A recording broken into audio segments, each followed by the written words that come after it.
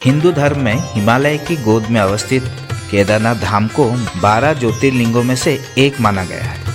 हिंदू पुराणों में साल के करीब 6 महीने हेम से आच्छादित रहने वाले इस पवित्र धाम को भगवान शिव का निवास बताया जाता है। ऐसा माना जाता है कि यहाँ भगवान शिव त्रिकोण शिवलिंग के रूप में हर समय विराजमान रहते हैं।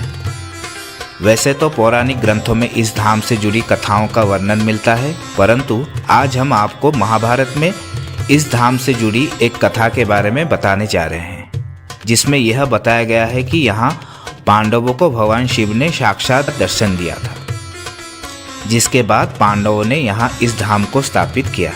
तो दोस्तों, आइए मिलकर जानते हैं केदारनाथ से जुड़ी इस रोचक कथा के बारे में। ग्रंथ में वर्णित कथा के अनुसार महाभारत युद्ध में विजय के पश्चात पांडवों में सबसे बड़े युधिष्ठिर को हस्तिनापुर के नरेश के रूप में राज्याभिषेक किया गया। उसके बाद करीब 4 दशक तक युधिष्ठिर ने हस्तिनापुर पर राज किया। इस दौरान एक दिन पांचों पांडव भगवान श्री कृष्ण के साथ बैठकर महाभारत युद्ध की समीक्षा कर रहे थे। समीक्षा में पांडवों ने श्री कृष्ण से कहा, हे नारायण, हम सभी भाइयों पर ब्रह्म हत्या के साथ अपने बंधु बांधवों की भी हत्या कलंक है। इस कलंक को कैसे दूर किया जाए? तब कृष्ण ने पांडवों से कहा कि यह सच है कि युद्ध में भले ही जीत तुम्हारी हुई है, लेकिन तुम लोग गुरु और अपने बंधु बांधवों को मारने के कारण पाप की भागी बन गए हो। इन पापों के कारण मुक्ति मिलना असंभव है, परंतु इन पापों से सिर्फ महादेव ही मुक्ति दिला सकते हैं। अंततः महादेव की शरण में जाओ। उसके बाद श्री कृष्ण द्वारिका लौट गए। उसके बाद पांडव अपने पापों से मुक्ति के लिए चिंतित रहने लगे और मन ही मन सोचते रहे कि कब राजपाट को त्याग कर शिव जी के शरण में जाएं। उसी बीच एक दिन पांडवों को पता चला श्री कृष्ण ने अपना देह त्याग दिया है और वे अपने परम धाम लौट गए हैं। यह सुनकर 5 पांडवों को भी पृथ्वी पर रहना उचित नहीं लग रहा था। गुरु, पिता, बंधु और सखा सभी तो युद्ध भूमि में ही छूट गए थे। माताजी, ज्येष्ठ पिता, काका विदुर भी वनगमन कर चुके थे।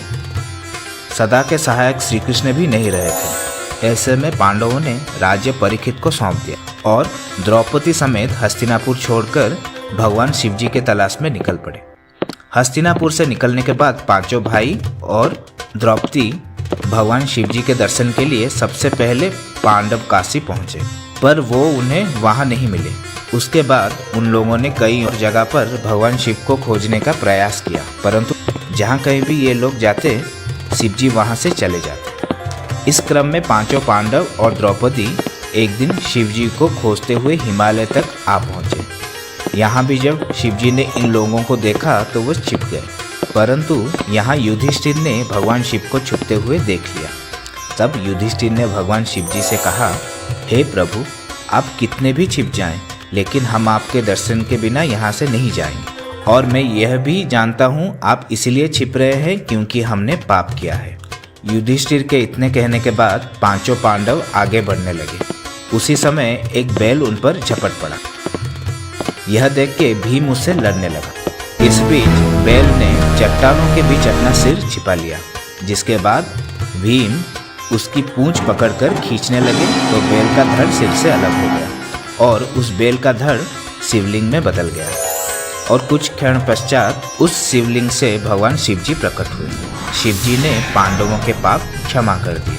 आज भी इस घटना के प्रमाण के स्वरूप केदारनाथ का शिवलिंग बैल के कूल्हे के रूप में मौजूद है। भगवान शिव को अपने सामने साक्षात देख पांडवों ने उन्हें प्रणाम किया और उसके बाद भगवान शिव ने पांडवों को स्वर्ग का मार्ग बताया और फिर अंतर्ध्यान हो गए। उसके बाद पांडवों ने उस शिवलिंग की पूजा अर्चना की और आज भी वही शिवलिंग केदारनाथ धाम के नाम से जाना जाता है। दर्शकों, क्योंकि यहाँ पांडवों को स्वर्ग जाने का रास्ता स्वयं शिव जी ने दिखाया था, इसीलिए हिंदू धर्म में इस स्थल को मुक्ति स्थल माना जाता है।